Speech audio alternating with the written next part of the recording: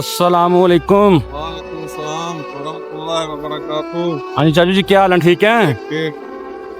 का वो नहीं ऊपर ये होता है जो जो छत सा बना होता है ऊपर? वो नहीं है, क्यों नहीं लगवाया आपने?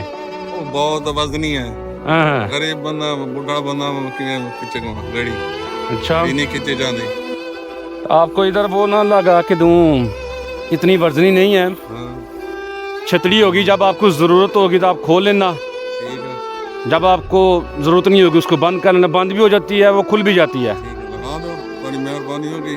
44-45 डिग्री टेम्परेचर जान डर है, हाँ तो इतनी गर्मी में काम कैसे कर लेते हैं? तो गरीब बंदे आप करनी तो बच्चे तो पालने हैं, हाँ।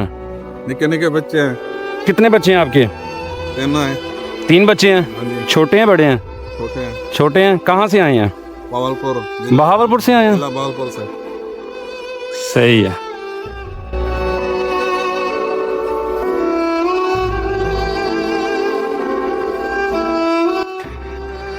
ऐदा है होके ਇਹਨੂੰ ਦਬਾ ਕੇ ਇੱਥੇ ਲਿਆਓ। ਅਗਰ ਥੱਲੇ ਕਰਨੀ ਥੱਲੇ ਕਰ ਲਓ, ਉੱਤੇ ਕਰਨੀ ਉੱਤੇ ਕਰ ਲਓ, ਜਿਸ ਤਰ੍ਹਾਂ ਤੁਹਾਨੂੰ ਜਿੱਥੇ ਚੰਗੀ ਲੱਗੇ। ठीक है, ਇਹ ਇੱਥੇ ਆ ਗਈ।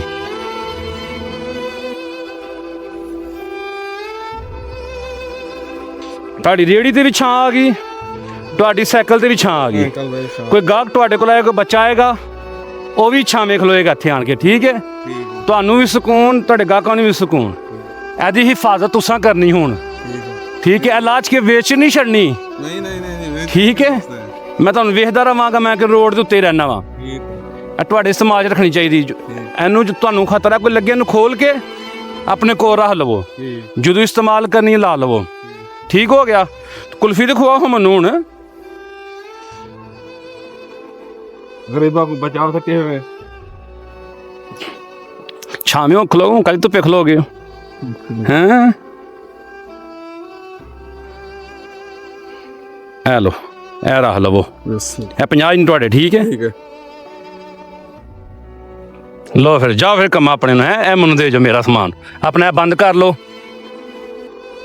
ਤੇ ਇਹਨੂੰ ਧਿਆਨ ਨਾਲ ਇਸਤੇਮਾਲ ਕਰਿਓ ਤਾਂ ਕਿ ਤੁਹਾਡੇ ਕੋਲ ਜ਼ਿਆਦਾ ਦੇਰ ਤੱਕ ਰਹੇ, ਕਿਉਂਕਿ ਤੁਹਾਡੇ ਸਕੂਨ ਲਈ ਹੈ। हाँ जी, ਠੀਕ ਹੋ ਗਿਆ? ठीक हो गया। ਲਓ ਜੀ, ਜਾਓ ਜੀ ਆਪਣੇ ਕੰਮਾਂ ਨੂੰ।